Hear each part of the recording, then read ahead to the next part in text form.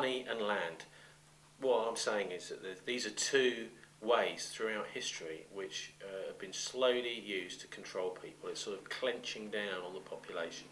And firstly, land, because land everybody needs. I mean, it's even down there in the Universal Declaration of Human Rights, everyone's right to shelter. Obviously, if you're going to have a shelter, you need land.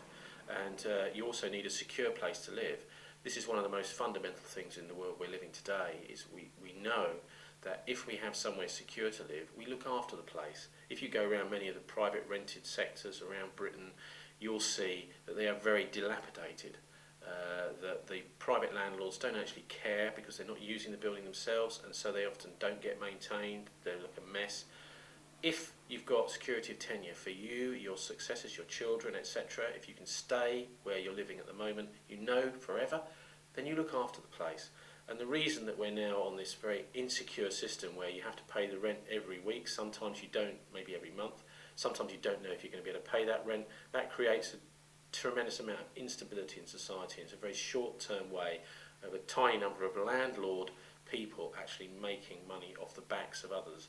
It's a very bad system, and it's a totally unequal system. We've got something like 60 million acres of land in Britain, and yet only something like 0.5% of the population owns nearly half of all the land. What we need to do is have some sort of program to redistribute that land so that people have got somewhere secure that they can first of all live, secondly somewhere secure that they can do some work if they want to, and thirdly somewhere where they can even possibly grow food, this kind of thing. So this is what we mainly need land for. We also need it to walk on, leisure at the weekends in the countryside, but we do need access to land for all sorts of reasons, most importantly a home and a security of tenure.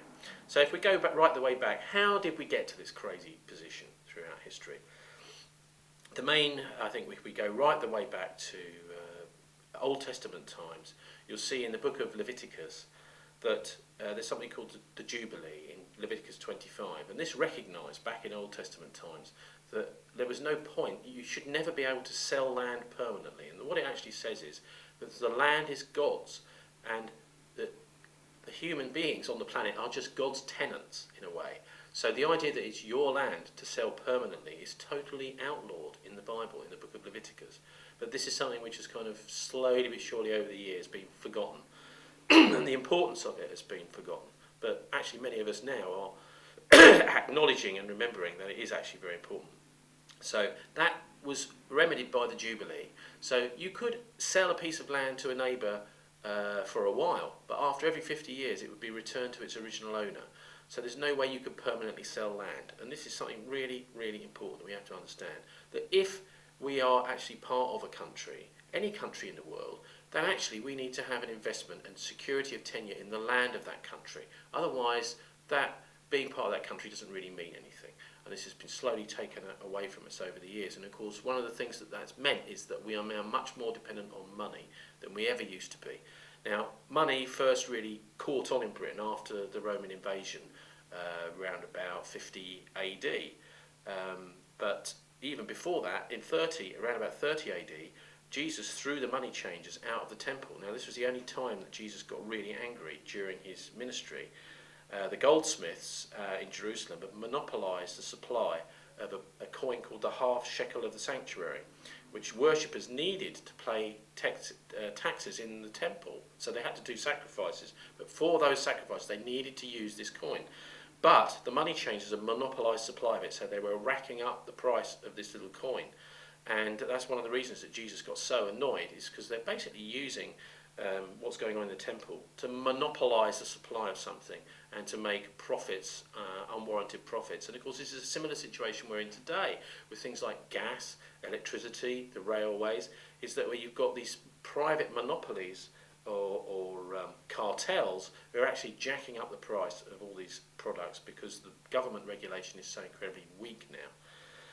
So when the Romans invaded, there was a lot of resistance in Britain by the Iceni in East Anglia, who were a tribe, and also the Ordovice in North Wales. These were very agile tribes. They didn't have any specific capital or base, so they were able to harry the Romans for many, many years after the invasion. but Roman tributes, the money system, started to begin to come in. Then we go up to near 1,000 years or so, then we come to the time of the Domesday Book. That was just after the Norman invasion. Now, the Domesday Book was called Domesday by the people who lived in those days because it had connotations to do with the end of the world. This is what a lot of the local people in Britain were called it, nicknamed it Domesday, because there's no appeal. Once something was written down as a tax in the Domesday Book, you had to pay it. There was no question. Even if you had a bad harvest, etc., you had to pay your tax. And this was seen as very unfair because there was no right of appeal. This is why people nicknamed it Domesday. And there were riots across Britain as these commissioners went around collecting all the information for the Domesday Book. Go on a little bit to 1070 and 1071, and the results of Domesday really were horrific. There was a resistance to the Norman invasion by people like Hereward the Wake, based in Ely, because I think, often we accept the Norman invasion as just simply it happened, but there were people who were extremely angry about it and saw it as a sort of infiltration and takeover of the country. Hereward caused all sorts of problems for the Romans. They had to send loads of, for the Normans. They had to send loads of soldiers to fight him, and eventually he just melted away into the fens in East Anglia after causing them so much hassle. And I think it's been fair to say that there's been a tradition of resistance against this kind of Roman, Norman, elitist establishment ever since these times. In 1118, it was an important day. It was the date that the Knights Templar were founded, and this was formed by Hugo de Payens. It was the first multinational bank. Now, the Knights Templar were thought of as a sort of chivalric order of honourable knights, but they weren't actually. They were a private armed army, and they're still around today in the form of orders of Freemasonry. They started in Britain, in Strand, just near the Strand, somewhere called the Temple in London. Bristol here, we are quite famous for having Temple Meads, which was where the Knights Templar were based here in Bristol, and they had bases in other countries in Europe and, of course, in Jerusalem. And the reason that they are thought of as the first multinational corporation is you could pay your money in Bristol, and you could trot out to the Holy Land and you could withdraw it from the Templar Bank in Jerusalem. So they were able to cross all sorts of borders. The other thing was they were trusted, or at least they were one of the bunches of people that were trusted, by lots of kings and queens to look after all their wealth, their gold, and this kind of thing, right across Europe. So they had a network of power, and they were because of course they were looking after all the riches of the kings and queens, they were very trusted by those kings and queens, and so they could do all sorts of stuff right across borders, and they had certain forms of immunity. There is an expression as well called drunk as a Templar, which people used to use in medieval times because they were seen to be in some way above the law. A little bit like some people seem to be today, with impunity in Pinochet in South America and places like that.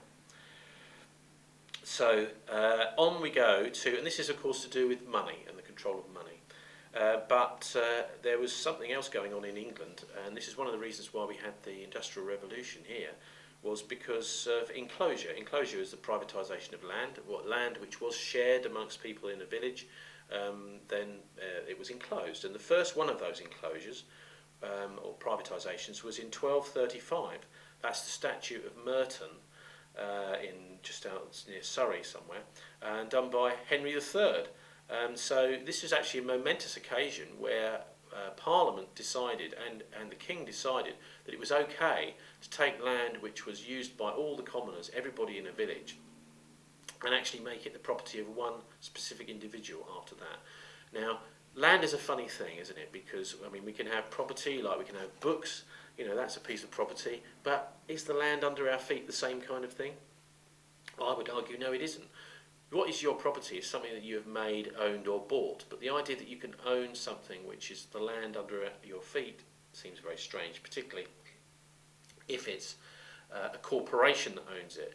What's happening the way that corporate greed is going nowadays in banking is that we're going to end up with one giant corporation owning all the land under our feet and no private individuals owning hardly anything. In fact, we're in a situation now where most people actually don't own any land at all, even though we all need it to live on. Some people, even who think they do own the land, this is people with mortgages and property. Actually, they don't. The bank owns the land. They are just an agent of the banks managing the land, and they're repaying a loan. But say, for example, they lose their income, as many people are doing in the recession. Suddenly, they realise they never owned that land in the first place, because the deeds are in the possession of the bank, and they never did actually own the land. They were just a sort of part-time tenant on it who was subletting it to the people who were using it. So you have a very strange psychology with land. A lot of people that say, "Oh, I own my own home," don't actually own their own home, even though they like to think they do.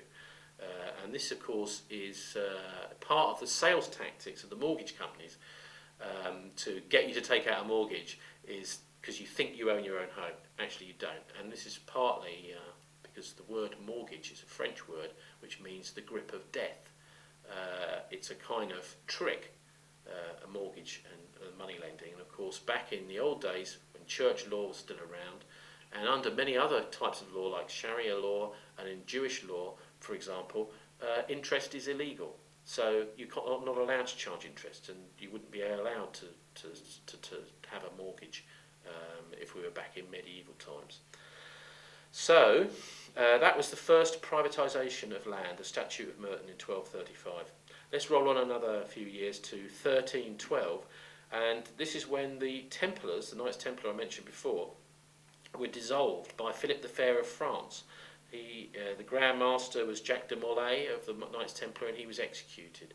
And there were all sorts of reasons why, because the Knights Templar had become much too powerful back in 1312. This was a very big, bad thing for the Templars, because they were then on the run right across Europe. And many people believe they went to Spain and then came, and some of the leaders of the Templars settled in Scotland in a place called Rosslyn Chapel after that. But many of us obviously escaped, but many were also burnt at the stake, because the order was found actually to be an occult order, not a Christian order at all, where part of the initiation was doing things like spitting on the cross and various other disgusting anti-Christian acts. And that was the reason why Philip the Fair of France decided to extinguish the Templars and get them all arrested. And the French paid the price later on in history, which I'll tell you about later.